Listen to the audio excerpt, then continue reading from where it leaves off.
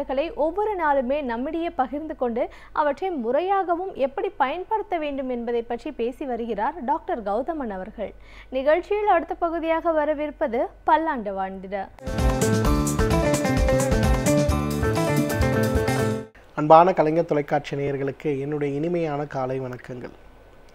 மனிதனுக்கு இருக்கக்கூடிய மிகப்பெரிய பிரச்சனை என்னன்னு பார்த்தீங்கன்னா, உடம்பில் வாதம் சம்பந்தப்பட்ட, வயிற்றில் வாயு சம்பந்தப்பட்ட தொந்தரவுகளும், காலை எழுந்தவுடன் ஒரு முறையோ 2 முறையோ இருக்க வேண்டிய மலம் கழித்தல் நாள் முழுவதும் 5 முறை 10 முறை இருக்கக்கூடிய பிரச்சனையோ தான். இதை குறைக்க வேண்டும் அப்படிங்கிறதுக்கான மருந்துகளையும் மாத்திரைகளையும் எடுத்துக்கொள்ளக்கூடியவர்கள், இந்த பிரச்சனை அதிகமாக இருக்கிறதே அப்படிங்கிறதுக்காக வீட்டை விட்டு கூட வெளியில் செல்லாமல் இருக்கக்கூடியவர்கள் நிறைய பேர் இருக்கிறத பார்க்குறோம். இந்த மாதிரி பிரச்சனையை தீர்க்கக்கூடிய, குறிப்பாக வயிற்றில் இருக்கக்கூடிய வாயு சம்பந்தப்பட்ட பிரச்சனையை தீர்க்கக்கூடிய வாயு கஷாயம் அப்படிங்கிறத பற்றி தான் இன்றைக்கு நம்ம பார்க்க போகிறோம். 3 பொருட்கள் தான் தேவை. கோரைக்கிழங்கு நம்ம வீட்டிலேயே இருக்கக்கூடிய பொருள், ஜீரகம் நம்ம வீட்டிலேயே இருக்கக்கூடிய பொருள், சுக்கு நம்ம வீட்டிலேயே இருக்கக்கூடிய பொருள், நிலவேம்பு தேவைன்னா நம்ம சேர்த்துக்கலாம். இதை 3 பொருட்களாகவோ அல்லது 4 பொருட்களும் சேர்த்தோ நம்ம இந்த கஷாயத்தை வைக்கலாம். கோரைக்கிழங்கு நம்ம வீட்டில் இருக்கிறது, ஜீரகம் நம்ம வீட்டில் இருக்கிறது, சுக்கு நம்ம வீட்டில் இருக்கிறது, தேவைப்பட்டால் நிலவேம்புடைய சூரணம், எல்லாமே 5 கிராம் எடுத்துக்கோங்க. 300 மில்லி அளவு தண்ணீர் எடுங்க. இது எல்லாத்துலேயும் ஒரு ஸ்பூன், அதாவது 5 கிராம் அளவுக்கு இட்டு கொதிக்க வைத்து அதை 100 மில்லியாக குறைங்க, வடிகட்டுங்க. காலை 100 மில்லி உணவுக்கு முன்பும் இரவு 100 மில்லி உணவுக்கு முன்பும் எடுத்துக்கொள்ளும் போது உடலில் நல்ல மாற்றங்கள் ஏற்படுவதை நம்ம பார்க்க முடியும். இரிட்டபிள் பவல் சிண்ட்ரோம் சொல்லக்கூடிய ஒரு பிரச்சனை. பொதுவாகவே பார்த்திங்கன்னா, காலை எழுந்தவுடன் ஒரு முறை நார்மலாக மோஷன் போகும், திருப்பி 8 மணிக்கு ஒரு முறை, 10 மணிக்கு ஒரு முறை, உணவு உண்ட மதிய உணவுக்கு பிறகு ஒரு முறை, மாலை உணவுக்கு பிறகு ஒரு முறைன்னு ஒரு நாளைக்கு 6 முறையிலிருந்து 7 முறை மலம் கழித்து கொண்டே இருக்க வேண்டிய ஒரு சூழல் ஏற்படுவதை பார்க்க முடியும். அது மட்டும் கிடையாது, ஒவ்வொரு முறை மலம் வருவது போல ஒரு தோற்றம் இருந்தாலும் மலம் வருவதற்கான வாய்ப்புகளே இல்லாமல் இருக்கும். ஆனால் வயிறு மட்டும் கலக்கிட்டே இருக்கும், என்ன பண்ணுறதுனே தெரியலம்பாங்க. 2வது பார்த்திங்கன்னா, மன அழுத்தம். எப்பொழுதெல்லாம் டென்ஷன் ஆக வேண்டிய தேவை ஏற்படுதோ, உதாரணத்துக்கு தூங்கக்கூடிய ஒரு நேரம் தவிர மற்ற எல்லா நேரங்கள்லையும் அதிகமான சிந்தனையோடு இருப்பவர்களுக்கு இந்த இரிட்டபிள் பவல் சிண்ட்ரோம் அப்படின்னு சொல்லக்கூடிய ஒரு பிரச்சனை ஏற்படுவதை பார்க்க முடியும். நான் இரிட்டபிள் பவல் சிண்ட்ரோம்காக நிறைய மருந்துகள் சாப்பிட்ருக்கேன், ஸ்டீராய்டு மருந்துகள் கூட எடுத்துட்டேன், ஊசிகள் கூட போட்டுட்டேன், எனக்கு கண்ட்ரோலே ஆகலைன்னு வருத்தப்படக்கூடிய ஆண்கள் பெண்கள் நிறைய பேர் இருக்கிறத பார்க்குறோம். பொதுவாக ரொம்ப ஸ்ட்ரெயிட் ஃபார்வர்டாக இருக்கவங்க, நல்ல மனது கொண்டிருப்பவர்கள், அதிகமான பய உணர்ச்சி இருப்பவர்கள், நீதிக்கு நியாயத்துக்கு பயப்படுபவர்கள் அனைவருக்குமே இந்த ஐபிஎஸ் சம்பந்தப்பட்ட தொந்தரவுகள் இருப்பதை நம்ம பார்க்க முடியும். இந்த ஐபிஎஸ் சம்பந்தப்பட்ட தொந்தரவுகளை குறைக்கக்கூடிய அழகான வீட்டிலேயே செய்யக்கூடிய ஒரு கஷாயம் கோரைக்கிழங்கு, ஜீரகம், சுக்கு, தேவைப்பட்டால் நிலவேம்பு. 4 பொருட்கள் தான். இந்த கோரைக்கிழங்கு நம்ம எல்லாருக்குமே தெரியும், வயிறு சம்பந்தப்பட்ட உபாதைகளை நீக்கக்கூடிய அழகான அருமருந்து. ஜீரகம் பசியின்மையை நீக்கி செரிமானத்தை தூண்டி வயிற்றில் இருக்கக்கூடிய தேவையற்ற வாயுவை வெளியேற்றி இந்த ஐபிஎஸ்னால் ஏற்படுகின்ற வயிறு உப்பசம், பசியின்மையை நீக்கக்கூடிய அழகான அருமருந்து. சுக்கை பொறுத்தவரையிலும் நம்ம எல்லாருக்குமே தெரியும், மிகப்பெரிய அளவில் பசி தூண்டியாகவும் பித்தத்தை குறைக்கக்கூடிய ஒரு பொருளாகவும், அதே நேரத்தில் உடலில் இருக்கக்கூடிய கழிவுகளை வெளியேற்றுவதில் மிகப்பெரிய அளவில் நமக்கு உதவி செய்யக்கூடிய ஒன்றாக இருக்கிறதையும் பார்க்குறோம். நிலவேம்பை பொறுத்தவரையிலும் பார்த்திங்கன்னா, மன இறுக்கத்தை, அழுத்தத்தை குறைக்கக்கூடிய மிகச்சிறந்த மருந்து. ஸோ இந்த 4 பொருட்களையும் சேர்த்து ஒரு 300 மில்லி அளவுக்கு தண்ணீர் எடுத்து, 300 ml 300 மில்லி தண்ணீர் எடுத்து, நிலவேம்புடைய சூரணம் ஒரு 5 கிராம், சுக்குடைய சூரணம் 5 கிராம், ஜீரகத்துடைய சூரணம் 5 கிராம், கோரைக்கிழங்குடைய சூரணம் 5 கிராம், இந்த 4 பொருளையும் இட்டு நன்றாக கொதிக்க வைத்து 100 மில்லியாக குறைத்து வடிகட்டி காலை ஒரு முறை உணவுக்கு முன்பு, இரவு ஒரு முறை உணவுக்கு முன்பு அப்படிங்கிற மாதிரி குறைந்தது ஒரு 100 நாட்கள் சாப்பிட்டு பாருங்கள்.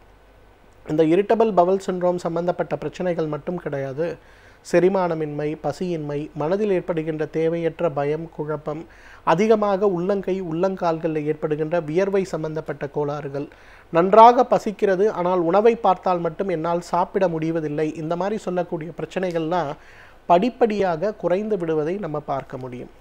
அதீதமாக பார்த்தீங்கன்னா இன்றைக்கு மேல் அப்சர்ப்ஷன் சிண்ட்ரோம் அப்படின்னு சொல்லக்கூடிய ஒரு நோயினால் நம்ம எல்லாருமே அவதிப்படுறதை பார்க்குறோம்.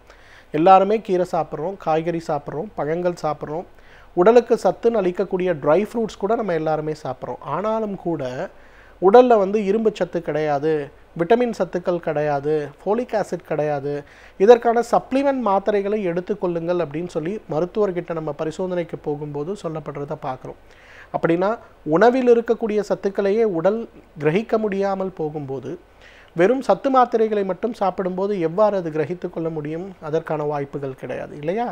அந்த மாதிரி அந்த மேல் அப்சார்ப்ஷன் சிண்ட்ரோம்னு சொல்லக்கூடிய சாப்பிடக்கூடிய உணவில் இருக்கக்கூடிய சத்துக்கள் உடல் கிரகிக்க முடியாமல் கஷ்டப்படுகின்ற விஷயங்களை குறைக்க வேண்டும் அப்படின்னு வரும்போது அதற்கும் நமக்கு உதவி செய்கின்ற மிகப்பெரிய மருந்து எது அப்படின்னு கேட்டிங்கன்னா நிச்சயமாக இந்த வாயு கஷாயத்தை சொல்லலாம். 3 அல்லது 4 பொருட்கள் தேவையானது. கோரைக்கிழங்கு, ஜீரகம், சுக்கு, நிலவேம்பு. கோரைக்கிழங்கு 5 கிராம், ஜீரகம் 5 கிராம், சுக்கு 5 கிராம், நிலவேம்புடைய சூரணம் 5 கிராம், 300 மில்லி தண்ணீர், அனைத்தையும் இட்டு கொதிக்க வைத்து 100 மில்லியாக குறைங்க, வடிகட்டுங்க. காலை 100 மில்லி உணவுக்கு முன்பு, இரவு 100 மில்லி உணவுக்கு முன்புன்னு எடுக்க ஆரம்பிங்க. எந்த சிரமமும் இல்லாமல் படிப்படியாக உணவில் இருக்கக்கூடிய சத்துக்கள் மட்டுமல்ல, ஜீரணமண்டலம் சம்பந்தப்பட்ட உறுப்புகளுடைய செயலாக்கம், குறிப்பாக வயிற்றில் இருக்கக்கூடிய வாயு சம்பந்தப்பட்ட கழிவுகள் முறையாக உடலிலிருந்து வெளியேறி உடலுடைய ஆரோக்கியத்தில் மிகப்பெரிய அளவு ஒரு முன்னேற்றம் ஏற்பட்டு விடுவதை பார்க்க முடியும். இன்றைக்கு இன்னும் நிறைய பேருக்கு பார்த்திங்கன்னா அல்சரேட்டிவ் கொலாய்டிஸ்ன்னு சொல்லக்கூடிய ஒரு தொந்தரவு, அதாவது ஐபிஎஸ்ன்னு வரும்போது ஒரு நாளைக்கு 10 முறை மோஷன் போனால் கூட உங்களுக்கு பேதி ஆகுது போல் இருக்காது. அதே போல் அதில் வந்து கொஞ்சம் ரத்தப்போக்கு அந்த மாதிரி சீழோ வரக்கூடியது எதுவுமே இருக்காது. ஆனால் அல்சரேட்டிவ் கொலாய்டிஸ்ன்னு வரும்போது எல்லா நாளுமே தொந்தரவு இருக்காது. திடீர்னு ஒரு நாள் ஆரம்பிக்கும். ஆரம்பித்த உடனேயே பார்த்திங்கன்னா ஒரு நாளைக்கு 6 முறை 8 முறை வந்து மோஷன் போக ஆரம்பிக்கும். மோஷன் போக ஆரம்பித்த பிறகு அதிலிருந்து நிறைய சீழும் இரத்தமும் உள்ளே இருந்து மியூக்கஸ்னு சொல்லக்கூடிய வெண்ணிறமான சளியும் கொட்ட ஆரம்பித்து விடும். எவ்வளவு சிகிச்சை எடுத்தாலும் எவ்வளவோ செய்தாலும் கூட அது குறைந்து போவதை நம்ம பார்க்க முடியாது. ஸோ இது சம்பந்தப்பட்ட பிரச்சனைகள் ஏற்படும் போது அதை குறைக்கக்கூடிய குணப்படுத்தக்கூடிய அழகான அருமருந்துகளில் ஒன்று எது அப்படின்னு கேட்டிங்கன்னா நிச்சயமாக நம்ம இந்த வாயு கஷாயத்தை சொல்லலாம். 4 பொருட்கள் தான். கோரைக்கிழங்கு 5 கிராம், ஜீரகம் 5 கிராம், சுக்கு 5 கிராம், நிலவேம்புடைய சூரணம் 5 கிராம், 300 மில்லி தண்ணீர் கொதிக்க வைங்க, 100 மில்லியாக மாற்றுங்க. காலை ஒரு முறை, இரவு ஒரு முறை உணவுக்கு முன்பு எடுத்துங்க. இந்த ஒரு கஷாயத்தை ஒரு மருந்தாக அல்ல, ஒரு மூலிகை தேநீராக சாப்பிடுகின்ற ஒரு வழக்கத்தை நம்ம வைத்து கொண்டாலே நம்மாலும் பல்லாண்டு காலம் ஆரோக்கியமாக வாழ்ந்திட முடியும். சமூகத்தில் நடக்கும் நிகழ்வுகளில் நல்ல நிகழ்வுகள் எவை, தீய நிகழ்வுகள் எவை என்பதை பற்றி நம்மிடையே பேசி அவற்றிற்கு நம்முடைய பங்களிப்பை எவ்வாறு அளிக்க வேண்டும் என்பதை பற்றியும் பேசி வருகிறார் எழுத்தாளர் மனுஷபுத்திரன் அவர்கள். நிகழ்ச்சியில் அடுத்த பகுதியாக வரவிருப்பது தீதும் நன்றும்.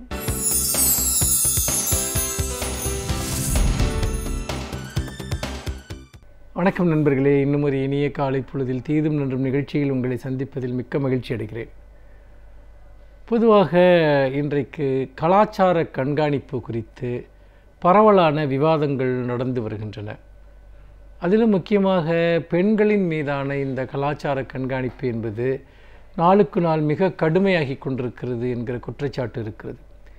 ஒருபுறம் நம்முடைய பெண்கள் கல்வி, வேலைவாய்ப்பு, புதிய எண்ணங்கள், புதிய விடுதலை கருத்தியல்களின் அடிப்படையில் பல ஆயிரம் ஆண்டுகளாக அவர்கள் மீது சுமத்தப்பட்ட அடிமை நுகத்தடிகளை அவர்கள் உதறி எறிந்துவிட்டு இன்றைக்கு அவர்கள் ஒரு புதிய மனிதர்களாக ஒரு புதிய உலகத்தில் அவர்கள் நடமாடத் தொடங்குகிற ஒரு காலகட்டத்தில் பழைய உலகத்தினுடைய நுகத்தடிகள் பெண்களை மிக கடுமையாக அழுத்துகிற ஒரு சூழலையும் நாம் தொடர்ந்து பார்த்து கொண்டிருக்கிறோம். அப்படி பார்க்கிற போது இந்த புதிய காலத்தில் பெண்கள் எதிர்கொள்கிற பழைய காலத்தினுடைய இரும்பு கரங்களை பற்றி நாம் தொடர்ந்து பேச வேண்டியிருக்கிறது. அந்த கரங்களை அவர்கள் மேலிருந்து எப்படி விடுவிப்பது என்று சிந்திக்க வேண்டியிருக்கிறது. பெண்களுக்கு பொதுவாக அவர்கள் இருக்கக்கூடிய எல்லா இடங்களிலும், அது வீடாக இருக்கலாம், பொதுவெளியாக இருக்கலாம், பணியிடங்களாக இருக்கலாம், பள்ளி கல்லூரிகளாக இருக்கலாம், எல்லா இடங்களிலும் மிக கடுமையான கண்காணிப்புகளும் கட்டுப்பாடுகளும் ஒடுக்குமுறைகளும் இருக்கின்றன. இந்த கட்டுப்பாடுகள் அனைத்துமே அவர்களுடைய பாதுகாப்பு, அவர்களுடைய நலன் என்கிற அடிப்படையில் தான் செய்யப்படுகிறது அல்லது அப்படி செய்வதாக சொல்லப்படுகிறது. ஆனால் உண்மையில் அது எந்த விதத்திலும் அந்த பெண்களுடைய நலன்களையோ அவர்களுடைய உளவியல் ரீதியான உணர்வு ரீதியான ஒரு பாதுகாப்பையோ அவர்களுக்கு அது தருவதில்லை. மாறாக தங்களை எந்த நேரமும் ஒரு அபாயத்திற்கு உள்ளாகக்கூடிய ஒரு சிறை கைதிகளைப் போல அல்லது தங்களை ஏதோ ஒரு கூண்டு பறவைகளைப் போல அவர்களை உணரச் செய்கிறது என்பதுதான் நாம் யதார்த்தத்தில் பார்க்கக்கூடியதாக இருக்கிறது.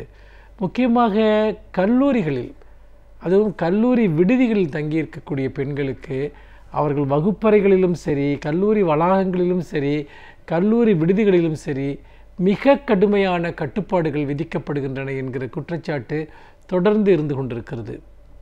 இந்த குற்றச்சாட்டுகள் என்பது உண்மையிலேயே அவை மிகைப்படுத்தப்பட்டவை அல்ல. ஏனென்று கேட்டால் நிறைய பெண்களினுடைய கதைகளை கேட்கிற போது நிச்சயமாக அவர்கள் வீட்டில் இருக்கிற போது அவர்கள் மீது செலுத்தப்படுகிற கட்டுப்பாடுகள் ஆதிக்கத்தை விட பல மடங்கு கட்டுப்பாடும் ஆதிக்கமும் அவர்களுக்கு கல்லூரி விடுதிகளில் செலுத்தப்படுகிறது. இது எப்பொழுதுமே அவர்களை ஒரு ஆத்திரத்தினுடைய விளிம்பில் அல்லது ஒரு ஒடுக்கப்பட்ட மனநிலையில் அவர்களை வைத்திருக்கிறது என்பதுதான் உண்மை. உதாரணமாக நீங்கள் இன்றைக்கு கல்லூரியில் வளாகங்களில் எடுத்துக்கொண்டால் மாணவர்களுடன் மாணவிகள் பேசிவிட்டால் அப்படி பேசியதை ஒரு மிகப்பெரிய ஒரு குற்றமாக கருதி அதை பார்க்கிற ஒரு மனப்பான்மை நிறைய கல்லூரிகளில் இருக்கிறது. ஏதாவது கல்லூரி விழாக்களிலோ அல்லது அந்த கல்லூரியில் இருக்கக்கூடிய பொது நிகழ்வுகளிலோ அவர்கள் அங்கே இருக்கக்கூடிய மாணவர்களுடன் பேசி கொண்டிருந்தால் அந்த மாணவிகளை அழைத்து ஆசிரியர்கள் கண்டிப்பது என்பது மிகவும் வழக்கமான ஒன்றாக இருப்பதை நம்மால் பார்க்க முடிகிறது.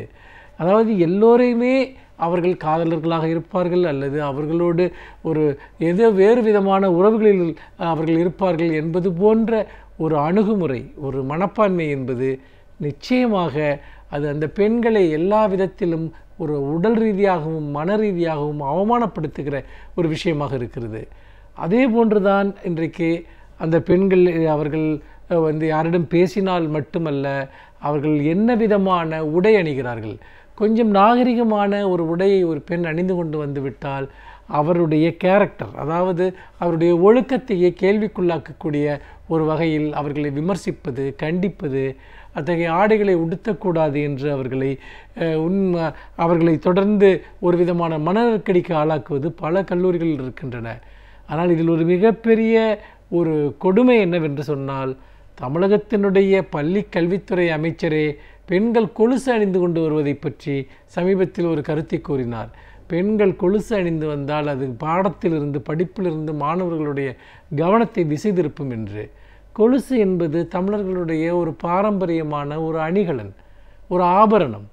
அது ஒருவருடைய அழகுணர்ச்சியோடு தொடர்புடையது. ஒருவருக்கு அப்படி ஒரு கொலுசு அணிந்து கொண்டு வருவதற்கு கலாச்சார ரீதியாக எல்லா உரிமைகளும் உண்டு.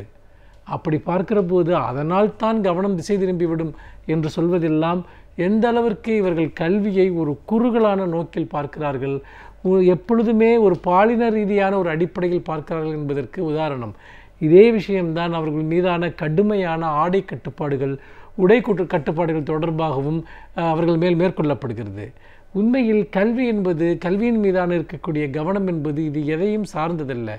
கல்வி என்ன ஒரு மனப்பாட எந்திரங்களாக மனிதர்கள் இருந்து கற்றுக்கொள்கிற ஒரு விஷயமா? அது சிந்திக்கும் திறன், அது பகிர்ந்து கொள்ளுதல், உரையாடுதல், விவாதித்தல். இதன் மூலமாகத்தான் ஒரு வகுப்பறையில் கல்வி சூழலை உருவாக்க முடியும். அதற்கு முதல் தேவை அங்கு ஒரு சுதந்திரமான மனநிலை இருக்க வேண்டும். மனம் திறந்து பேசக்கூடிய ஒரு சூழலை இருக்க வேண்டும். கருத்துக்களை முன்வைத்து உரையாடக்கூடிய ஒரு தன்மை ஒரு வகுப்பறையில் இருக்க வேண்டும். அப்படி இருந்தால் மட்டும்தான் அங்கு கல்வி வளரும். மாறாக யந்திரங்களைப் போல கண்களை எந்த பக்கமும் திருப்பாமல், யாரும் யாரோடும் பேசாமல், ஒரு இரும்பினால் செய்யப்பட்ட ஒரு உருவகங்களைப் போல உணர்ச்சியற்ற மனிதர்களாக இருந்தால்தான் கல்வி வளரும் என்று சொல்வது என்பது கல்வியை பற்றிய அறியாமை. சமீபத்தில் கூட ஒரு செய்தி, அதாவது ஒரு கல்லூரியில் நீங்கள் ஒரு நோட்டீஸ் போர்டில் ஒரு அறிவிப்பை வெளியிட்டிருந்தார்கள். அங்கிருந்த அந்த மாணவர்கள் விடுதியில் குப்பை தொட்டியில் ஆணுரைகளை கண்டெடுத்ததாகவும், இது உண்மையிலேயே இது யார் என்று கண்டுபிடிக்க வேண்டும் என்பது போன்ற ஒரு எச்சரிக்கை துணியுடன் அங்கிருந்த நோட்டீஸ் போர்டில் ஒரு எச்சரிக்கை விடப்பட்டிருந்தது. அதை பார்த்தபோது எல்லா மாணவர்களும் மாணவிகளும் மிகவும் அவமானமடைந்தார்கள். யாரோ ஒருவர் அந்த குற்றத்தை செய்திருக்கலாம், அந்த தவறை செய்திருக்கலாம். ஆனால் அதற்காக எல்லோர் மீதும் சந்தேகம் வரக்கூடிய வகையில் அப்படி ஒரு அறிவிப்பை நோட்டீஸ் போர்டில் போடுவதும், அதை வெட்டி அது சமூக வலைத்தளங்களில் பரவலாவதும் என்பது அங்கே படிக்கக்கூடிய எல்லா மாணவர்களை பற்றிய ஒரு மோசமான ஒரு பிம்பத்தை ஏற்படுத்தக்கூடிய வகையில் அமைந்துவிட்டது. உண்மையில் கல்லூரி வளாகங்கள் என்பது ஜனநாயகத்தை கற்றுத்தர வேண்டும், மனிதர்கள் சுதந்திரமாக எப்படி இருப்பது என்பதை கற்றுத்தர வேண்டும். சிந்திப்பதையும் அதன் அடிப்படையில் பகிர்ந்து கொள்ளுதலையும் அது கற்றுத்தர வேண்டும். மாறாக அவற்றை சிறைச்சாலைகளைப் போல நடத்துவது என்பது அது கல்வி முறைமைக்கு எதிரானது, அது நியாயத்திற்கு எதிரானது. இதெல்லாம் இவர்கள் பண்பாட்டு காவலர்கள் என்பதை விட மனித மனங்களை இவர்கள் சிதைப்பவர்கள் என்றுதான் நாம் சொல்ல வேண்டும். மீண்டும் இன்னும் ஒரு புதிய சிந்தனையோடு உங்களை சந்திக்கிறேன். நன்றி, வணக்கம். ஒரு துறையை பற்றி நாம் முழுமையாக அறிந்து கொள்ள வேண்டும் என்றால் அந்த துறையை சார்ந்த வல்லுநர்கள் அவர்களின் அனுபவங்களை நம்மிடையே பகிர்ந்து கொள்ளும் பொழுதுதான் அவற்றை நாம் முழுமையாக அறிந்து கொள்ள முடிகிறது. அந்த வகையில் இன்றைக்கும் ஒரு துறையை பற்றி நாம் தெரிந்து கொள்ளலாம்.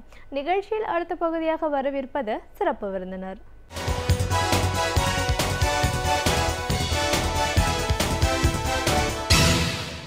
வணக்கம் நேயர்களே, விடியலேவா நிகழ்ச்சியின் சிறப்பு விருந்தினருக்கான நேரம் இது. இன்றைய சிறப்பு விருந்தினர் தொல்லியல் கல்வெட்டு ஆய்வாளர் திரு தமிழ் புகழேந்தி.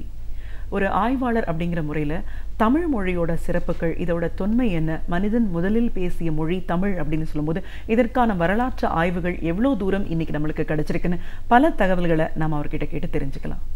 வணக்கம் சார். வணக்கம். ஒரு தொல்லியல் கல்வெட்டு ஆய்வாளராக முதல்ல எங்கள் நிகழ்ச்சிக்கு உங்களை நாங்கள் வரவேற்கிறோம் சார். ஒரு ஆய்வாளர் அப்படிங்கிற முறையில் நம்ம மொழியோட சிறப்பு, நம்மளுடைய நாகரீகம், கலாச்சாரம், தமிழ் மண்ணோட சிறப்பு இதெல்லாம் பேசும்போது இன்னைக்கு நிறைய ஆய்வுகள் நடந்துட்டு இருக்கிறத நம்ம பார்க்குறோம். ஒரு தொல்காப்பியம் காலம் தொட்டு தமிழுக்கான ஒரு சிறப்பு இருக்குது. மனிதன் முதலில் பேசிய மொழி தமிழ் அப்படிங்கிறதுக்கான ஆராய்ச்சிகள் எல்லாமும் நடந்துட்டு இருக்கிறத பார்க்குறோம். இப்படிப்பட்ட சிறப்பு வாய்ந்த மொழி, இதோட வரலாறு என்ன, ஒவ்வொரு காலகட்டத்திலையும் இது எப்படி மருவி வந்திருக்கு, அதை பற்றின ஒரு ஆய்வுகள்லாம் எவ்வளோ தூரம் நடந்துட்டுருக்கு, அதை பற்றின ஒரு பதிவுகள், டாக்குமெண்டேஷன் நம்மளுக்கு எதன் மூலமாக கிடச்சிருக்கு, இப்படின்னு நிறைய விஷயங்களை எங்கள் நேரிலோடு இன்றைக்கி நீங்கள் முழுமையாக பகிர்ந்துக்கணும் சார். முதல்ல தமிழர்கள் நாகரீகம், கலாச்சாரம், பண்பாடு, இதோட சிறப்பு, இதோட தொன்மை, இதெல்லாம் பற்றின ஒரு ஆய்வுகளை மேற்கொண்டவர், பல கல்வெட்டுகளை பார்த்தவர் அப்படிங்கிற முறையில் இந்த மொழியோட சிறப்புகள்லேருந்து நம்ம பேச ஆரம்பிக்கலாம் சார். மகிழ்ச்சி. தமிழ் மொழி என்பது உண்மையிலேயே முதலில் தோன்றிய மொழி நமக்கெல்லாம் தெரியும். நம்ம ரொம்ப சிறப்பான மொழியும் கூட.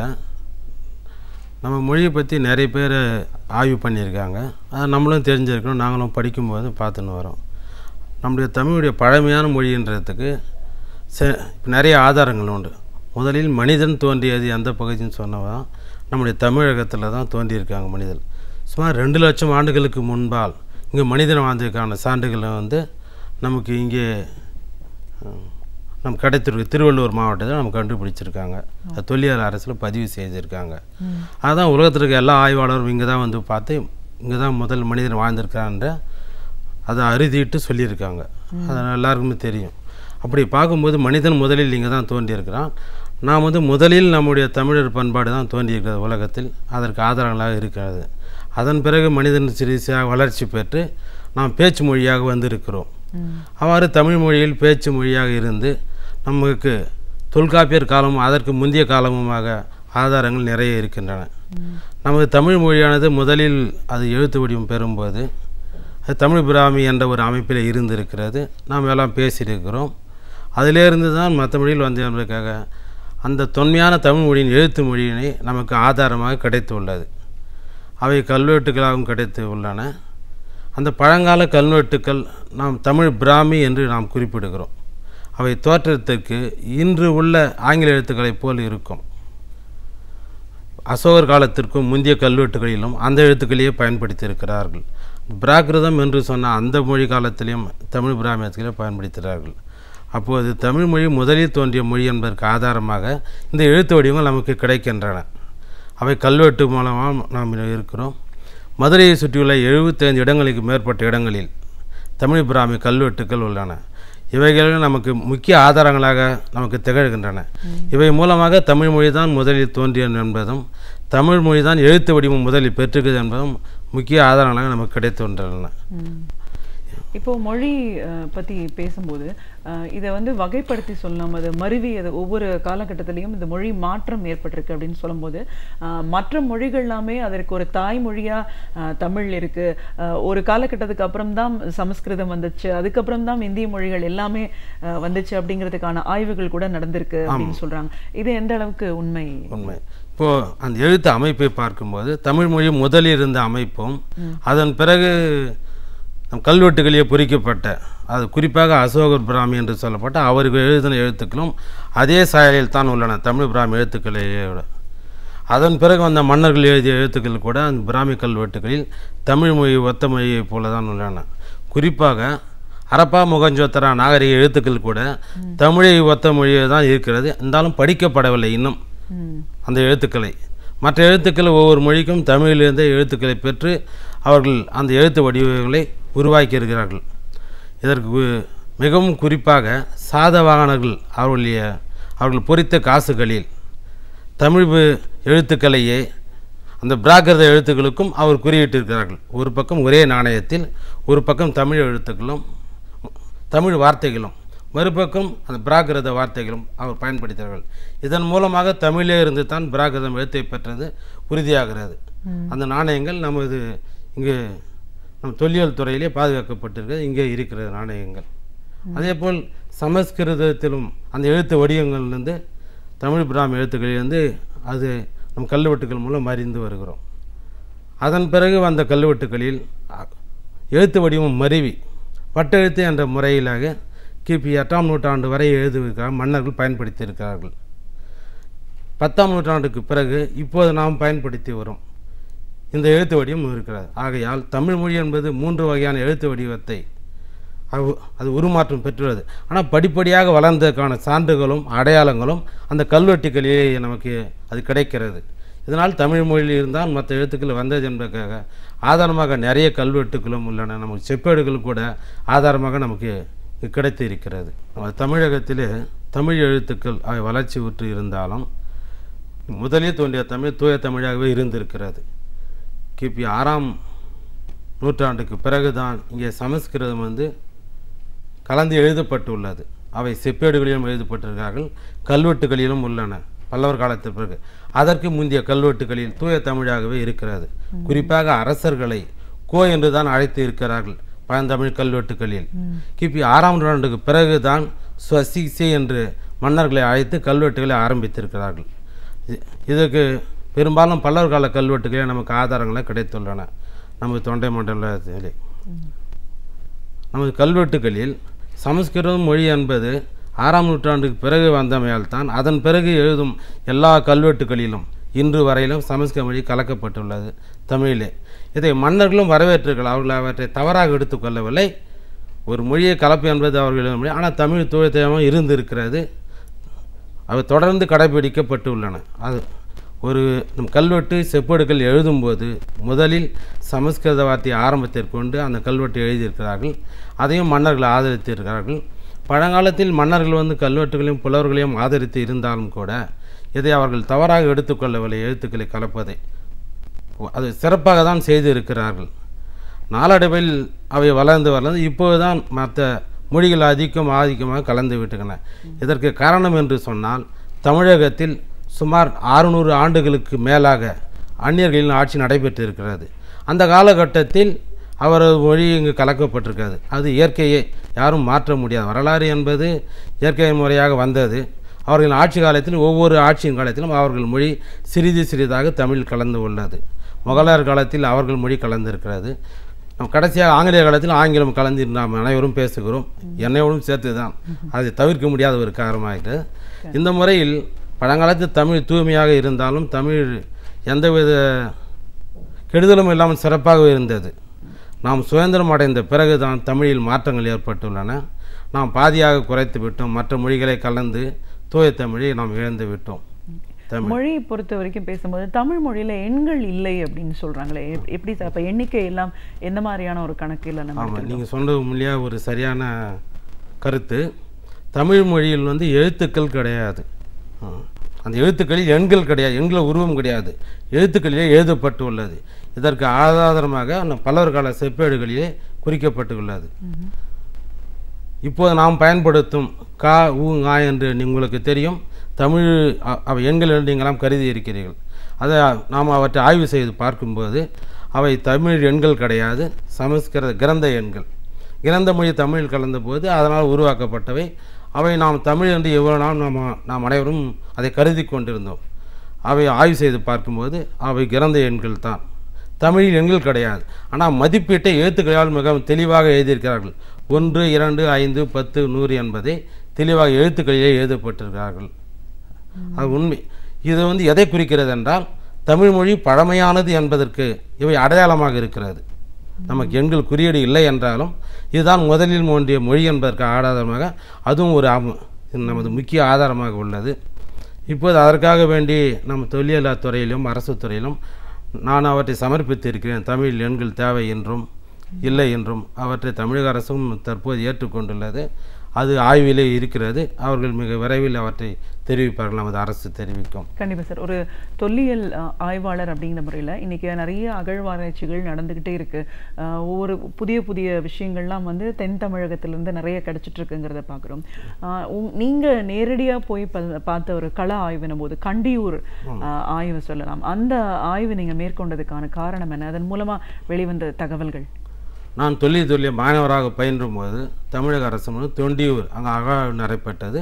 நானும் அதில் கலந்து கொண்டேன். அப்போது அங்கு பழங்கால பானை ஓடுகள் எடுக்கப்பட்டன. அந்த பானை ஓட்டிலே தமிழ் பிராமி எழுத்துக்கள் பொறிக்கப்பட்டிருந்தன. அங்கு கிடைத்தது அகல் விளக்குகள் நமக்கு கிடைத்தன. அங்கு முதுமக்கள் தாழி கிடைத்தது. அந்த தாழிகள் கூட அடுக்கு முறையில் அங்கு அடுக்கி வைப்பது நம்ம முதல் முறையாக அங்கு கண்டுபிடிக்கப்பட்டது. செம்பியன் கொண்டியூர் அகழ்வு நான் மாணவராக இருக்கும்போது அங்கு அழைக்கப்பட்டிருந்தேன். நாங்கள் ஒரு 7 பேர் குழுவாக சென்றிருந்தோம். அதற்கு முன்னால் அந்த மாவட்ட தொழில் அதிகாரி அங்கு அப்போது கௌதமன் இருந்தார். அதற்கு முன்னால் கௌதமன் ஒரு ஆசிரியர் அவர் தோட்டத்தில் அங்கு அகழ்வாய்வு பொருட்கள் இருப்பதாக அவருக்கு தெரிவித்திருந்தார். அதை இங்குள்ள சென்னையுள்ள அலுவலகத்துக்கு தெரிவித்து நாங்கள் அனைவரும் இங்கிருந்து அங்கு போய் தங்கி அவர் தோட்டத்தில் அகழ்வாய்வு மேற்கொண்டோம். அங்கு நாங்கள் 15 நாட்கள் தங்கியிருந்தோம். அதை மண் சிறிதாக ஆற்றில் வைத்து அகழ்வாய்வு பொருட்களை எடுக்கும்போது எந்தவித அவை பழுது ஏற்படாமல் மிகவும் மெல்லிய முறையிலே எடுக்க வேண்டும். அதற்காக 3-4 நாட்கள் ஆனது. அதன் பிறகு அங்கு முதலாக அங்கு முதுமக்கள் தாழி கண்டெடுக்கப்பட்டது. அந்த தாழி அடுக்காக இருக்கும்போது அவற்றின் உள்ளே சாம்பல்கள் இருந்தன. அந்த முதுமக்கள் தாழி என்பது இறந்தவர்களின் சாம்பலை அதன் உள்ளே இட்டு அடக்கம் செய்திருக்கலாம். அந்த இடத்தில் 15க்கு மேற்பட்ட முதுமக்கள் தாய் கிடைத்தன. அனைவற்றிலும் சாம்பல்கள் தான் இருந்தன. ஆகையால் அவற்றை பார்க்கும்போது நிச்சயமாக இறந்தவர்களின் உடல்களை அவர்கள் எரித்து அதன் சாம்பலை உள்ளே இட்டு அங்கு புதைத்திருக்கலாம். அதற்கான அறிகுறிகள் நமக்கு அங்கு தென்பட்டன. மற்றும் பானை ஓடுகள் கிடைத்ததில் அவர்கள் பயன்படுத்திய அந்த உலோகங்கள் அந்த காலத்தில் கருவிகள் அவற்றை அவர்களுடன் சேர்த்து அடக்கம் செய்திருக்கலாம். அவையும் கிடைத்தன. அவர்கள் பயன்படுத்திய தீபம் ஏற்றும் கருவி அவைகளும் அங்கு கிடைத்தன. சிறிய அவர்கள் பயன்படுத்திய உருவங்கள் அவையும் கிடைத்தன. இரும்பு என்று சொல்லப்பட்ட இருந்தாலும் மிகவும் துருவு பிடித்திருந்தால் அவற்றை சரியாக காலம் கணிக்க முடியலை. அந்த பொருட்களும் கிடைத்தன. முதுமக்கள் தாழி என்பது மிகவும் நமது தொன்மையான நமது வரலாற்றுக்கு முக்கியமான சான்றாகும். நமது பண்பாடுக்கும் முக்கியமான சான்றாகும். அவளின் வடிவம், அது அமைப்பு, செயல்முறை, வாழ்க்கை முறை இதை எல்லாமே அந்த முதுமக்கள் தாழியின் மூலமாக நாம் அறிந்து கொள்ளுகிறோம். மிகவும் சிறப்பான இது. அங்கு பானை ஓட்டியில் தமிழ் எழுத்துக்களின் பிராமி எழுத்துக்களின் கீறல்கள் கண்டுபிடிக்கப்பட்டன. அவை வாசிக்க முடியவில்லை, இதனால் எழுத்துக்கள் அங்கு குறிப்புகள் கிடைத்தன.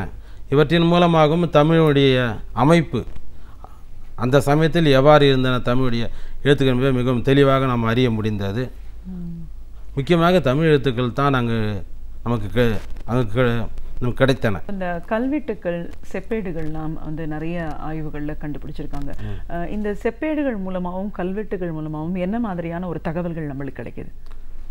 முக்கியமாக கல்வெட்டுகள் என்பது அரசர்களின் அவர்கள் தானம் கொடுத்ததை எழுதி வைப்பார்கள்.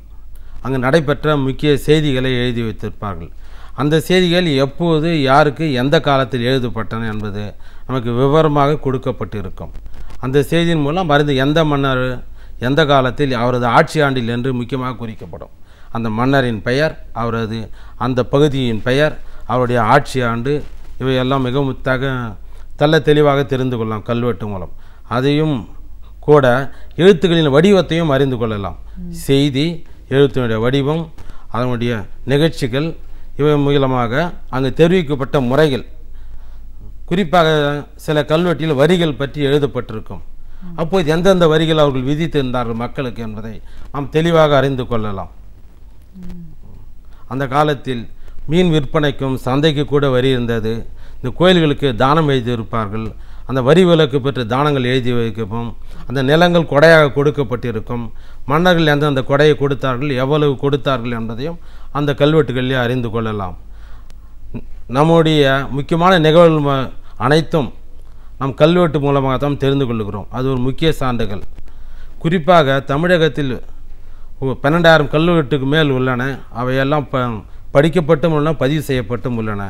அவையின் மூலமாகவே நமது வரலாற்றை நாம் அறிந்து கொள்கிறோம். மன்னர்களின் வரலாற்றை அந்த கல்வெட்டுக்கு மூலம் தான் நமக்கு தெளிவாக அறிந்து கொள்கிறோம். எந்த மன்னன் எப்போது ஆட்சி செய்தார், அவருடைய தந்தை யார், அவருடைய மகன் யார் என்பதை கூட அந்த கல்வெட்டுகளை மிக சிறப்பாக அங்கு குறிப்பிட்டிருக்கிறார்கள். கல்வெட்டுகள் இல்லையென்றால் நமக்கு வரலாறு தெரிந்து இருக்காது. அதேபோல் செப்பேடுகள் என்பது முக்கியமாக தானத்தை பற்றி தான் இருக்கும். அவை அந்த பிராமணர்களுக்கும் கோயில்களுக்கும் கொடைகளுக்கும் கொடுத்தவை தான் செப்பேடுகள். ஆனால் கல்வெட்டுகள் என்பது அவர் ஆட்சி முறை, மக்கள் ஆட்சி, அவருடைய செயல்பாடுகள், மன்னர்கள் செய்ததை மிகவும் குறிப்பாக குறிப்பிட்டிருக்கிறார்கள். மிக முக்கியமாக குட ஓலை முறை கூட கல்வெட்டுகளில் குறிப்பிடப்பட்டுள்ளது. இன்று கூட டெல்லியிலே செங்கோட்டையிலே நம்ம தமிழகத்தில் கிடைத்த அந்த குட ஓலை முறையை தான் அங்கே கல்வெட்டாக வைத்திருக்கிறார்கள். இந்த முறை என்பது நம்ம சோழர் காலத்திலே மிகவும் சிறப்பாக மன்னர்கள் ஆட்சியை குறிப்பிடுகிறார்கள். அவை முக்கிய நமக்கு சான்றாகும். இப்போது இந்த வேலூர் கோட்டை எடுத்துக்கிட்டிங்கன்னா அங்கே நிறைய ஆய்வுகள் தொடர்ந்து நடந்துட்டுருக்கு அப்படின்னு சொல்கிறாங்க. பல தகவல்கள், ஆவணங்கள் நம்மளுக்கு கிடச்சிருக்குன்றாங்க. வேலூர் கோட்டையை பற்றின ஆய்வு சொல்லுங்கள். மிகவும் முக்கியமான நீங்கள் கருத்து. வேலூர் கோட்டை என்பது இந்திய அளவிலும் உலக அளவிலும் புகழ்பெற்றது. அந்த கோட்டை அதனுடைய கலை, அதனுடைய வடிவமைப்பு முறை மிகவும் இராணுவ நுணுக்கம் வாய்ந்தது. ஒரு மலையிலிருந்து நீர் வந்து சுமார் ஒரு 10 கிலோமீட்டர் அளவிலிருந்து ஒரு நீரணை கட்டி அதனுடைய நீர்நிலை வந்து அந்த கோட்டை வந்து அடைய மாதிரி அமைக்கப்பட்டுள்ளது. அதை சுற்றியும் அகழியில் இருக்கிறது. அகழிலே நீர் இருக்கிறது. ஆனால் எதிரிகள் யாரும் வந்து மிக எளிதில் அந்த கோட்டையை கைப்பற்றும் அளவுக்கு, அது கைப்பற்ற முடியாத அளவுக்கு அது வடிவமைக்கப்பட்டுள்ளது.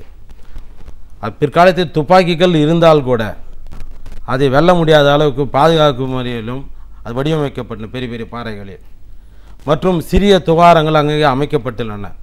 அவை கண்காணிப்பதற்காக அமைக்கப்பட்டுள்ளது.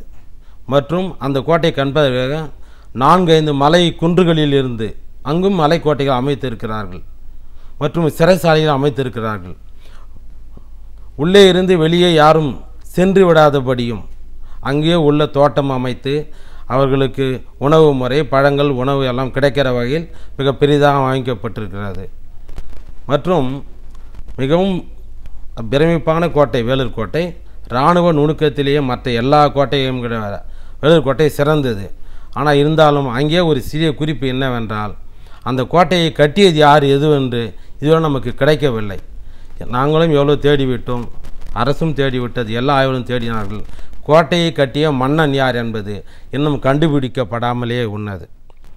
ஆனால் இருந்தாலும் அந்த கோட்டை வந்து 3 விதமான அரசுகளின் அமைப்புகள் உள்ளன. ஒன்று சோழர்களின் அமைப்பு, இரண்டாவது இவர் விஜயநகர அமைப்பு. இவர்களில் நாம் தெரிந்து கொள்ளும்போது அவருடைய கட்டிடக்கலையை வைத்து தான் நாம் கணிக்க முடிகிறது. அந்த கோட்டையை நிச்சயமாக சோழர் காலத்தில் ஒரு பெருமன்னராகத்தான் கட்டியிருக்க முடியும். இதற்கு சில உதாரணங்கள் உள்ளன. ராஜராஜ சோழன் தஞ்சை பெரிய கோயிலை கட்டினார் என்றால் அவர் ராஜேந்திர சோழன் கிழக்கு ஆசியா முழுவதையுமே ஆட்சி செய்தார். இந்தியாவுக்கு வெளியே 12 நாடுகளை வென்று அந்த செல்வத்தை எல்லாம் கொண்டு வந்து மக்களையும் கொண்டு வந்து அவர்களுக்கு உணவு கொடுத்து அங்கே பெரிய கோட்டை அவர் கோயிலை ராஜராஜ சோழன் கட்டினார். அவர் பெரிய மன்னராக இருக்க தான் கட்ட முடிந்தது. அதே போல் தாஜ்மஹாலை நம்ம ஷாஜகான் கட்டினார். அவர் இந்தியாவின் 3/4 பகுதியை மன்னர் ஆட்சி கண்டார். அவர் பெரும் நாட்டை ஆட்சி கண்டால் அனைத்து மக்களையும் அழைத்து வந்து அவர்களை பயன்படுத்தி அந்த கற்களை கொண்டு மிக சிறப்பாக கட்டினார். அதேபோல் இந்த கோட்டையும் வேலூர் கோட்டை மிகவும் பெரிதாக இருப்பதால் ஒரு பெரிய மன்னர் தான் கட்டியிருக்க முடியும், மாமன்னராக தான் கட்டியிருக்க முடியாது, தவிர மற்றவர் யாரும் அதை கட்டியிருக்க முடியாது. நமக்கு செவி வழி செய்தியாக அதை திம்மரெட்டி பொம்மரெட்டி என்று கட்டினார்கள் என்று சிலர் நாம் கூறுகிறதை நம்ம கேள்விப்படுகிறோம். அவர்கள் வந்து அந்த கல்வெட்டுகளின் மூலம் பார்க்கும்போது படை வீரராகத்தான் இருந்திருக்கிறார்கள். ஒரு படை தளபதி அந்த பகுதியை ஆட்சி செய்திருக்கிறார். ஆனால் அவர் நிச்சயமாக கட்டியிருக்க முடியாது. அவர்கள் வந்து கிருஷ்ணதேவராயரின் கீழ் அவர் பணியாற்றி இருக்கிறார்கள். அந்த கட்டிடக்கலையை பார்க்கும்போது கிருஷ்ணதேவராயர் காலத்தில் அந்த கோயிலில் உள்ள கோபுரம், கல்யாண மண்டபம் இவையெல்லாம் கட்டப்பட்டு இருக்கின்றன. அதற்கு முந்தைய சோழர் காலத்திலே அதனுடைய மதில்கள் கட்டப்பட்டு இருக்கின்றன. கோட்டையை சுற்றியும் சோழர் கால அவருடைய கலை நுணுக்கத்தால் கட்டப்பட்டிருக்கிறது. அதற்கு ஒரு சான்றாக அதனுடைய வடிவமைப்பும் தஞ்சையில் உள்ள அந்த கோயில் கோட்டையை சுற்றியுள்ள அகழியின் வடிவமைப்பும் ஒத்தது போல் இருக்கிறது. ஆகையால் நிச்சயமாக சோழர் மன்னத்தான் கோட்டையை கட்டியிருக்க முடியும். யார் கட்டினார்கள் என்ற விவரம் நமக்கு கிடைக்கவில்லை. அது நிச்சயமாக நமக்கு முக்கிய சான்றுகள் கிடைக்கும்போது தான் அதை உறுதிப்படுத்த முடியும் யார் கட்டினார்கள் என்பது. அதே சமயத்தில் அந்த வேலூர் கோட்டைக்கு பல சிறப்புகள் உண்டு. அந்த இராணுவ சிறப்புகள், அங்கு நடைபெற்ற முதல் சுதந்திர போரை தான் குறிப்பிடுகிறோம் நாம். அவர் திப்பு சுல்தானே அங்கு சிறை வைக்கப்பட்டு ஆங்கிலேயர்களால் அவர்கள் நடத்திய அந்த போராட்டத்தும் தான் முதல் இந்திய சுதந்திர போரை நாம் கொண்டு இருக்கிறோம். மிகவும் சிறப்பு வாய்ந்த கோட்டை. இருந்தாலும் அதை கட்டிய மன்னன் இன்னும் கண்டுபிடிக்கப்படாமல் உள்ளது. நம்ம இந்திய அளவிலே புகழ்பெற்ற வேலூர் கோட்டை. கண்டிப்பாக சார். இத்தனை சிறப்புகள், தொன்மை வாய்ந்த தமிழ் மொழியோட இன்றைய நிலைப்பாடு அப்படின்னு பார்க்கும்போது ஒரு ஆய்வாளராக நீங்கள் எப்படி பார்க்குறீங்க? உண்மையில் நான் தமிழனாக பிறந்தாக மிகவும் சந்தோஷப்படுகிறேன். ஏனென்றால் மூத்த மொழி தமிழ். மற்ற உலகில் தோன்றிய எல்லா மொழிகளும் தாய்மொழியாக இருந்தாலும் தற்காலத்திலே மொழிகள் கலப்பு இருப்பதால் சில வருத்தமாகத்தான் இருக்கிறது. இந்த நிலையை நீடித்தால் எதிர்காலத்தில் நாம் நமது மொழியை இழந்து விடுமோ என்ற ஒரு பயம் இருக்கிறது. நாம் அனைவருமே தமிழ் மொழியை ஒரு சிறப்பான மொழி என்று, நம்மை விட வெளிநாட்டவர் நம் மொழி மீது மிகுந்த பாசம் வைத்திருக்கிறார்கள். ஏனென்றால் உலக முழுவதும் தமிழர்கள் வாழ்கிறார்கள். குறிப்பாக அந்நிய நாடுகளிலே கூட தமிழ் மொழி ஒளிபரப்பப்படுகிறது. இப்போது இல்லைன்றால் ஆங்கிலேயர் காலத்தில் கூட தமிழ் மொழியை சீனா, நம்ம ரஷ்யா, நம்ம ஜப்பான், நம்ம அமெரிக்கா நாடுகளிலும் இங்கிலாந்திலும் இங்கெல்லாம் தமிழ் வானொலி ஒளிபரப்பினார்கள். இப்போதும் நடைபெற்று வருகிறது. அவர்கள் தமிழ் மொழியை சிறப்பை அறிந்தே அவ்வாறு செய்தார்கள். ஆனால் இன்று தமிழகத்தில் தான் மக்கள் தூய தமிழ் பேசாமல் நாம் புறக்கணித்து வருகிறோம். அதற்கு நம்மளுடைய சில மக்களின் மனநிலை போக்கு தான் காரணம். அவற்றை மாற்ற வேண்டும். மாறினால் நிச்சயமாக தமிழ் மிகவும் தூய்மை அடையும். எதிர்காலத்தில் தொடர்ந்து இருக்க வேண்டும் என்று தான் விருப்பம். இதற்கு முன்பாக தோன்றிய செம்மொழிகள் என்று சொல்லும் மொழி கூட யூப்ரி இயேசு பேசிய மொழி இன்று அவற்றை பேசுவதற்கு இல்லை. அதே சமஸ்கிருதம் கூட தாய்மொழியாக கொண்டவர்கள் யாரும் இல்லை. செம்மொழி என்று சொல்லப்பட்ட 4-5 மொழிகள் கூட அழிந்து விட்டன. ஆனால் தமிழ் மட்டும்தான் வாழும் மொழியாக இன்றும் இருந்து கொண்டு இருக்கிறது. சீன மொழி அதுவும் ஒரு செம்மொழியாக இருந்தாலும் அது வேறு அந்த கலப்பம் இல்லாமல் தூய்மையாக இருக்கிறது. நமது தமிழ் மொழி தான் மற்ற மொழிகள் கலந்து இல்லைன. மக்கள் மனநிலை மாற வேண்டும். மொழி தூய்மைப்பட வேண்டும். நிச்சயமாக தமிழ்மொழி காக்கப்பட வேண்டும். இன்று இருக்கிற நிலை மாற வேண்டும். மற்ற மொழி கலப்பு இல்லாமல் தூய்மையாக நாம் பயன்படுத்த வேண்டும். மற்ற மொழியை நாம் பயன்படுத்துவது தவறில்லை. என்னுடைய குறிக்கோள் கூட நாங்கள் மன்றத்திலே மொழிகள் பலவும் கற்போம், கலப்பின்றி தமிழை பேசுவோம், எழுதுவோம் என்று தான் நாங்கள் குறிப்பிடுகிறோம். ஏன்னா இன்று கணினியிலே உலகம் சுருங்கிவிட்டது நம் கைக்குள். ஆகையால் எல்லா மொழிகளும் கற்க வேண்டும். தமிழ் மொழியை நாம் தூய்மையாக பாதுகாக்க வேண்டும் என்பது என்னுடைய விருப்பம். மக்களும் அதை செய்ய வேண்டும். ஒரு தொல்லியல் கல்வெட்டு ஆய்வாளர் அப்படிங்கிற முறையில் தமிழர் நாகரீகம், தமிழர் கலாச்சாரம், பண்பாடு, இதோட தொன்மை சிறப்புகள்னு பேச ஆரம்பித்தோம். அதில் குறிப்பிட்டு சொல்லணும் அப்படின்னும் போது மொழி பற்றின ஒரு சிறப்புகள், மனிதன் பேசிய முதல் மொழி தமிழ் அப்படின்னும் போது இது எந்த அளவுக்கு இன்னைக்கு மருவி இருக்கு, மற்ற மொழிகளோட கலப்பெல்லாம் எந்த காலகட்டத்தில் வந்துச்சு, இதையெல்லாம் பார்க்கும்போது இது எல்லாத்துக்கும் ஒரு தாய்மொழியாக தமிழ் எப்படி விளங்குச்சு, இன்னைக்கு எவ்வளோ ஆய்வுகள் இங்கே நடந்துட்டு இருக்கு. கல்வெட்டுகள் மூலமாகவும் செப்பேடுகள் மூலமாகவும் தமிழ் மொழியோட சிறப்புகளையும் தொன்மைகளையும் நம்ம எவ்வளோ தூரம் இன்னைக்கு வரைக்கும் அறிஞ்சு வச்சுட்டு இருக்கோம். ஒரு மாற்றம் அப்படின்னு வரும்போது மற்ற மொழிகளோட தேவைகளும் இன்னைக்கு அவசியம் அப்படின்னாலும் தனித்தமிழ் எவ்வளோ தூரம் முக்கியத்துவம் வாய்ந்தது, கலப்பு இல்லாமல் ஒரு மொழியை பேசணும் அப்படின்னும் போது இன்னைக்கு நம்ம சொல்ல வேண்டிய அவசியத்தில் ஏன் இருக்கோன்னு பல கருத்துக்களை எங்களோட நீங்கள் முழுமையாக பகிர்ந்ததுக்கு நன்றி. நன்றி, வணக்கம். இதுவரை நாம் அறிந்திராத பல அரிய தகவல்களை இன்றைக்கும் அழகிய தமிழில் தொகுத்து இனிமையாக வழங்க வந்திருக்கிறார் பேராசிரியர் சுபவீர பாண்டியன் அவர்கள். நிகழ்ச்சியில் அடுத்த பகுதியாக வரவிருப்பது ஒன்றை சொல் நன்றி சொல்.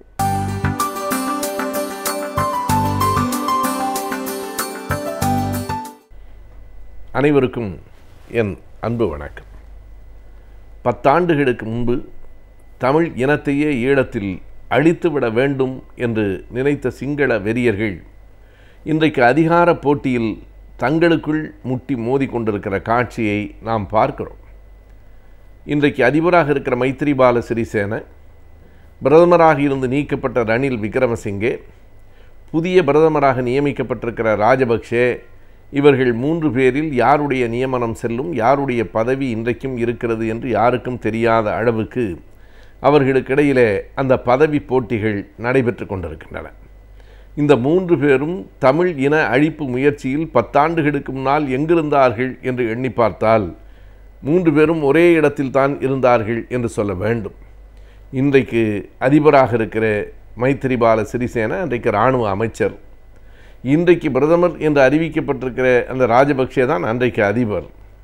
அதற்கு முன்பாக பிரதமராக அதிபராக இருந்த ரணில் விக்ரமசிங்கே தான் உலக நாடுகள் முழுவதும் பயணம் செய்து தமிழ் மக்களுக்கு எதிரான கருத்துக்களை விதைத்தவர். எனவே 3 பேருமாக சேர்ந்து தமிழ் இனத்தை அழித்து விட வேண்டும் என்று பார்த்தார்கள். இன்றைக்கு அவர்கள் தங்கள் சொந்த நாட்டையே அழித்து கொண்டிருக்கிறார்கள். சில நாள்களுக்கு முன்பு இலங்கையினுடைய உச்ச நீதிமன்றம் நாடாளுமன்றம் கலைக்கப்பட்டது செல்லாது என்று தீர்ப்பளித்திருக்கிறது. உச்ச நீதிமன்றம் என்றால் உச்ச நீதிமன்றத்தில் ஓரிரு நீதிபதிகள் அல்ல, 7 நீதிபதிகளை கொண்ட அமர்வு தீர்ப்பளித்திருக்கிறது. 7 நீதிபதிகள் என்றாலே அது அரசியல் சாசன அமர்வு என்று பெயர், கான்ஸ்டிடியூஷனல் பெஞ்ச் என்று சொல்லுவார்கள்.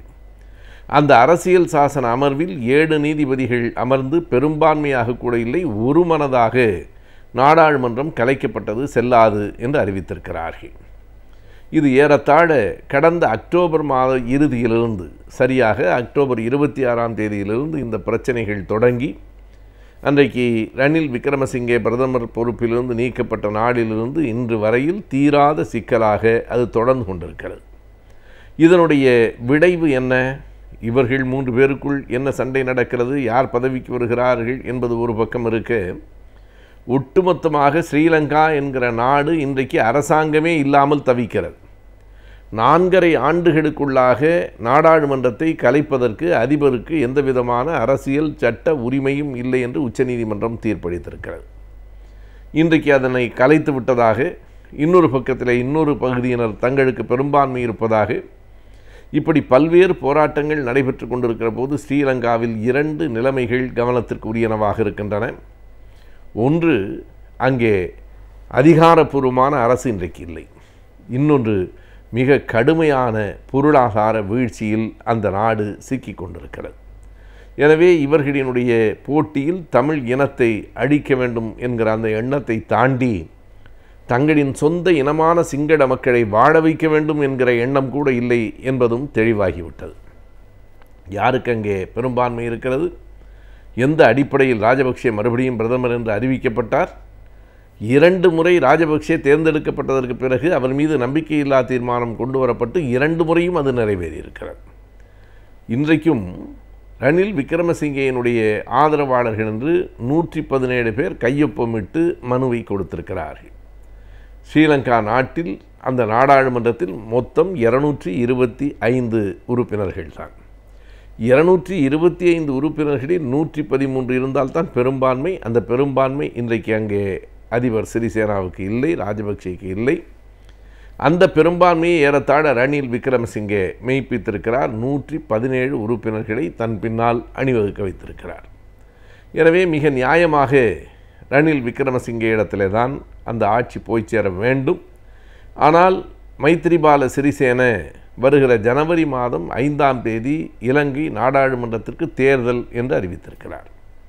இவை எல்லாமே நீதிமன்றங்களால் தான், அதுவும் குறிப்பாக உச்ச நீதிமன்றத்தால் தான் தீர்மானிக்கப்பட வேண்டிய செய்திகளாக இன்றைக்கு நமக்கு காணப்படுகின்றன. எனவே நாட்டு மக்களின் நலன் பற்றிய எந்த கவலையும் இல்லாமல், நாட்டின் முன்னேற்றம் பற்றிய சிந்தனை ஏதும் இல்லாமல், யார் அதிகாரத்திற்கு வருவது என்கிற போட்டிக்காக ஒரு நாட்டையே ஏறத்தாழ அடமானம் வைக்கிற நிலைமைக்கு இன்றைக்கு அவர்கள் வந்து சேர்ந்திருக்கிறார்கள். தமிழில் பழைய பழமொழி உண்டு, கெடுவான் கேடு நினைப்பான் என்பார்கள். எவன் கெட்டழிந்து போவானோ அவன் மற்றவர்களையெல்லாம் கெடுக்க வேண்டும் என்று சிந்திக்கிறவனாக இருப்பான். ஒரு கட்டத்தில் அவனை நோக்கிய அந்த கேடுகள் வந்து சேரும் என்பார்கள். இது ஒரு வினை பயன் சார்ந்த ஒரு கருத்தோட்டம்தான் என்றாலும் அது பல நேரங்களில் நடைமுறையாக நிறைவேறுவதற்கு என்ன காரணம் என்றால், தீய சிந்தனை உள்ளவர்களால் நல்லவைகளை நினைக்க முடியாது, நல்லவைகளை நினைக்க முடியாத போது நல்லவைகள் நடக்காது என்கிற அந்த காரணம்தான். இன்றைக்கு அந்த இடத்திற்கு ஏறத்தாழ ஒரு முட்டுச்சந்திற்கு ஸ்ரீலங்கா அரசு வந்து சேர்ந்திருக்கிறது.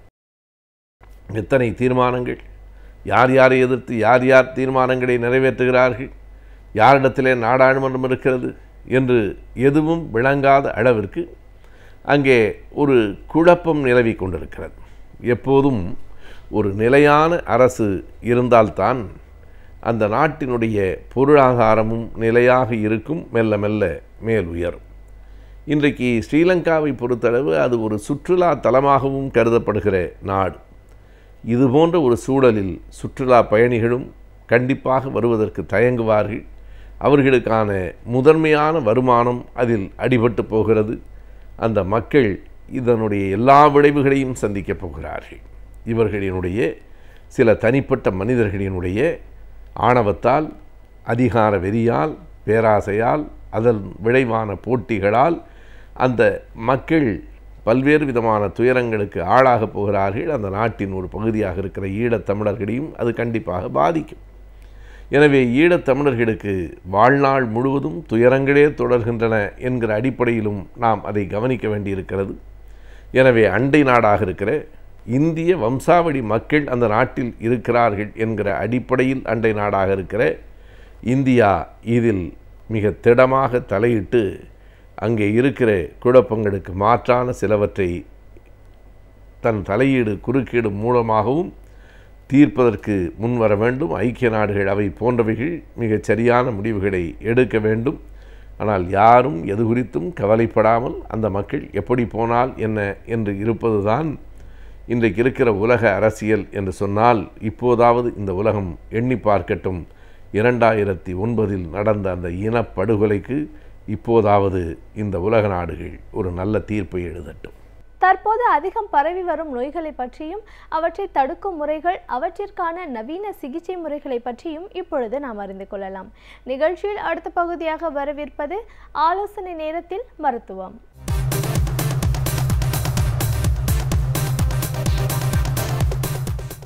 வணக்கம் நேயர்களே, ஆலோசனை நேர நிகழ்ச்சியில் மருத்துவ பகுதியில் உங்களை இன்றைக்கி சந்திக்கிறதுல ரொம்ப மகிழ்ச்சி. இன்றைக்கி பார்த்திங்கன்னா பல் சொத்தை ஆனதுக்கு அப்புறம் அதை எப்படி காப்பாற்றுறதை பற்றி சில குறிப்புகள் உங்களுக்கு சொல்கிறேன். நம்ம போன வாரம் பல் சொத்தை ஆகிறத தவிர்க்கிறத பற்றி நிறைய பார்த்தோம். சரி, இப்போ நம்ம அது மாதிரி மெயின்டைன் பண்ணல, ஒரு சொத்தை வந்துச்சு, இதை எப்படியெல்லாம் பாதுகாக்கலாம், இதை எப்படியெல்லாம் காப்பாற்றலாம், என்னெல்லாம் அதுக்கு வைத்திய முறைகள் இருக்குதுன்னு நீங்கள் தெரிஞ்சுக்க விருப்பப்படுவீங்க. ஸோ பல் சொத்தைன்றது பார்த்திங்கன்னா இது ஆரம்ப ஸ்டேஜில் வந்து உங்களுக்கு கூச்சமோ வலியோ எதுவுமே இருக்காது. அதுதான் ஒரே காரணம் நம்ம பல் மருத்துவரை அணுகிறது ரொம்ப லேட்டாக போகிறோம். ஸோ இதுக்கு ஒரு நல்ல ஒரு சேயிங் நான் அடிக்கடி நம்ம பேஷண்ட்லாம் சொல்கிறது உண்டு. Dentistry is not expensive, negligence is. அப்படின்னா பல் மருத்துவம் ரொம்ப காஸ்ட்லியானது கிடையாது, பட் அதை நம்ம நெக்லெக்ட் பண்ணுறனால அது காஸ்ட்லியாக போய் லேண்ட் ஆயிரோம்னு நம்ம சொல்கிறோம். ஸோ இந்த சொத்தைன்னு பார்த்திங்கன்னா ஏர்லி ஸ்டேஜில் ஃபஸ்ட்டு அது வந்தப்போ பார்த்திங்கன்னா வாயில் ஒரு பல்லில் அந்த பல்லில் ஒரு சின்ன பல்லம் மாதிரி தான் இருக்கும். ஸோ பேஷண்ட் காமனாக நீங்கள் ஃபேஸ் பண்ணுற ப்ராப்ளம் பார்த்திங்கன்னா உணவு தங்கிக்கும். சார் கடித்து சாப்பிட்றேன் சார், ஃபுட்டு உள்ளே மாட்டிக்குது, அப்புறம் டூத் பிக்கோ பின்னோ வச்சு எடுத்துக்கிறேன்னு. இதுதான் early stage of dental caries or பல் சொத்தைன்னு சொல்லுவோம். இந்த ஸ்டேஜ்லேயே நம்ம ஒரு பல் மருத்துவரை அணுகுனோம்னா ரெண்டு அட்வான்டேஜ் கிடைக்கும். ஒன்று, அந்த ட்ரீட்மெண்ட் ரொம்ப எக்ஸ்பென்சிவாக இருக்காது. ரெண்டாவது, அப்படி நம்ம பண்ணக்கூடிய ட்ரீட்மெண்ட் வந்து லாங் லாஸ்டிங்காக வரும், லைஃபும் கூட வரும். ஸோ இந்த ஸ்டேஜில் நீங்கள் பல் மருத்துவர் அணுகுனீங்கன்னா அவர் என்ன பண்ணுவார்னா ஒரு டென்டல் ஃபில்லிங் அப்படின்னு சொல்லுவோம். டூத் கலர்ட் ஃபில்லிங்கோ ஆர் முன்னாடிலாம் பார்த்தீங்கன்னா சில்வர் ஃபில்லிங்கோ அது மாதிரி ஒரு ஃபில்லிங்னு பண்ணுவோம். ஸோ அந்த பல் சொத்தை ஆரம்ப ஸ்டேஜில் உங்களுக்கு கூச்சமோ வலியோ இல்லாத ஸ்டேஜில் வெறும் உணவு மாத்திரம் மாற்றுறது அப்படின்ற ஒரு சிம்டம் இருக்கலாம். இல்லாட்டி நீங்கள் ப்ரஷ் பண்ணும்போது கண்ணாடியில் பார்க்கும்போது கருப்பாக ஒரு இடத்துல பல்ல மாதிரி இருக்குது, அதில் உணவு மாட்டுதுன்றனா அந்த ஸ்டேஜில் நீங்கள் ஒரு பல் மருத்துவரை அணுகுனீங்கன்னா ஒரு சிம்பிள் ஃபில்லிங்கிற ஒரு ட்ரீட்மெண்ட்டை மூலமா இந்த பல்லை அடைத்துருவாங்க. அடைக்கும் போது என்ன ஆகும்னா இது லாங் லாஸ்டிங்காகவும் இருக்கும், காஸ்ட்டும் ரொம்ப கம்மியாக இருக்கும். காமனாக நம்ம நேயர்கள் எல்லாரும் நம்மள்கிட்ட கேட்குற ஒரு கொஸ்டின், எல்லா பல் மருத்துவத்தையும் இந்த கேள்வி எல்லாரும் கேட்பாங்க, எவ்வளோ நாள் சார் இதுக்கு லைஃப் இருக்குது, ஆர் ரொம்ப சிம்பிளாக சொல்லணும்னா இதுக்கு வாரண்ட்டி இருக்குதான்னு கேட்போம். பல் மருத்துவத்தை பொறுத்த வரைக்கும் பார்த்தீங்கன்னா இந்த ஃபில்லிங்க்கெலாம் பார்த்தீங்கன்னா நாங்கள் சொல்கிறது அது ஒரு இன்டெஃபினிட்டிவ் டைமில் இருக்குன்னு சொல்லுவோம். ஏன்னா ஒருத்தரோட உணவு பழக்கங்கள் ஒருத்தரும் கடித்து சாப்பிட்றது வேர் அண்ட் டேர் வந்து மாறும். ஸோ இப்போ ரெண்டு நண்பர்கள் இருக்கோம், 2 பேரும் ஒரே ஷூ வாங்குகிறோம், 2 பேருமே ஒரு 6 மாதம் யூஸ் பண்ணதுக்கப்புறம் அதை கம்பேர் பண்ணி பார்த்தோம்னா தேய்மானம் வேறு மாதிரி இருக்கும். அதே மாதிரி தான் உங்கள் பல்லுன்னு வச்சுக்கோங்களேன். ஸோ ஒரு நாளைக்கு எத்தனை முறை நீங்கள் பல்லை பயன்படுத்துகிறீங்க, எவ்வளோ சாப்பிட்றீங்க, என்ன வகையான உணவு சாப்பிட்றீங்களோ அதுதான் இந்த வேர் அண்ட் டேரை வந்து குறிக்கிறது. ஒரு நல்ல ஃபில்லிங் ஒரு கரெக்டான ஸ்டேஜில் பண்ணிங்கன்னா ஒரு 3 to 5 years மினிமம் வரும். அந்த 5 yearsக்கு மேலே நிறைய பேருக்கு ஃபில்லிங் வந்திருக்குது, 15-16 வருஷம் ஃபில்லிங் வச்சவங்களும் இருக்கிறாங்க. ஸோ இந்த வேர் அண்ட் டேர் தான் அந்த ஃபில்லிங்கோட லைஃப்பை குறிக்கும். ஸோ இதுதான் ஆரம்ப சொத்தைக்கு உண்டான ட்ரீட்மெண்ட். இதுக்கு அடுத்த ஸ்டேஜ், சார் எனக்கு உணவு மாட்டிகிட்டு இருந்துச்சு, நான் அப்படி விட்டுட்டே இருந்தேன், சரி தொந்தரவே இல்லைன்னு ஒரு 6 மாதமோ 4 மாதம் கழித்து எனக்கு பார்த்தீங்கன்னா ஹாட் கோல்டு ஒரு காஃபி குடிக்கிறேன், ஒரு கூல் ட்ரிங்க்ஸ் குடிக்கிறேன், கூச்சம் வருதுன்னு பார்த்தீங்கன்னா இந்த பல் சொத்தையானது அந்த எனாமல் அப்படின்ற அந்த முதல் லேயர்லேருந்து டென்டின்னு சொல்லக்கூடிய அந்த 2வது லேயருக்கு பரவி இருக்குன்னு அர்த்தம்னு வச்சுக்கோங்களேன். இந்த ஸ்டேஜில் நீங்கள் பல் மருத்துவர் அணுகுனா அவங்க என்ன பண்ணுவாங்கன்னா அந்த பல்லுக்கு ஒரு சின்ன எக்ஸ்ரே மாதிரி எடுத்து பார்த்துட்டு அது அந்த 2வது லேயரில் தான் இருக்குதா இல்லாட்டி 3வது லேயருக்கு போயிருச்சுக்கான்னு டிஃப்ரென்ஷியேட் பண்ணிவிட்டு ஒரு சின்ன பேஸ் ஃபில்லிங் ஒன்று கொடுத்துட்டு அதுக்கு மேலே ஒரு பர்மனெண்ட் ஃபில்லிங் கொடுப்பாங்க. ரொம்ப சூப்பர்ஃபிஷியலாக இருந்துச்சுனால், இன்கேஸ் கொஞ்சம் டீப்பாக போயிடுச்சுன்னா என்ன பண்ணுவாங்க, ஒரு டெம்பரரி ஃபில்லிங் மாதிரி கொடுத்து ஒரு 3 வாரங்கள் அதை விட்டுட்டு அதுக்கப்புறம் அதில் வலி தொந்தரவு இல்லைன்னா ஒரு பர்மனெண்ட் ஃபில்லிங் பண்ணுவாங்க. ஸோ அந்த கூச்சம் ஆர் பல்லு உணவு மாற்றுறதுக்கு அடுத்த ஸ்டேஜ் தான் இந்த கூச்சம், ஹாட் கோல்டு சென்சிட்டிவிட்டின்னு சொல்லுவோம். ஸோ இந்த ஸ்டேஜில் அட்லீஸ்ட் நீங்கள் பல் மருத்துவரை அணுகுனீங்கனாலும் ஒரு ஃபில்லிங் ஆர் ஒரு டெம்பரரி அப்புறம் ஒரு பெர்மனெண்ட்டுங்கிற ஒரு செலவோடு உங்களுக்கு அந்த பல்லை காப்பாற்றிடலாம்.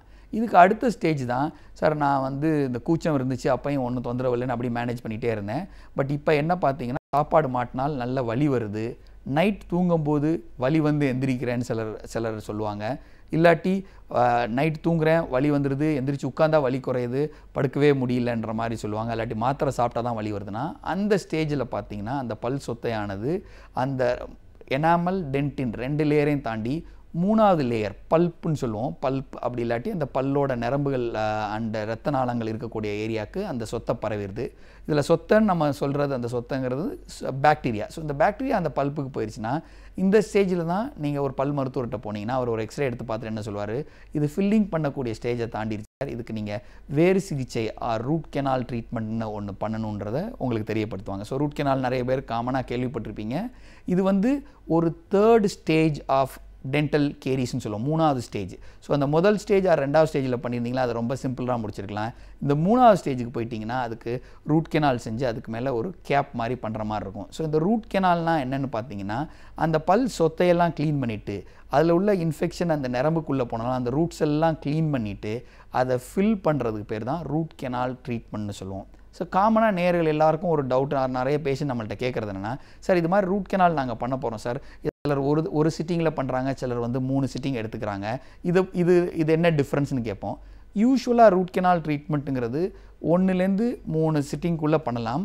பட் அந்த பல்லோட இன்ஃபெக்ஷனை பொறுத்து அதை ஒரு சிட்டிங்கில் பண்ணலாமா இல்லாட்டி 3 சிட்டிங்கில் பண்ணலாமான்னு அந்த பல் மருத்துவர் அதை டிசைட் பண்ணுவார்.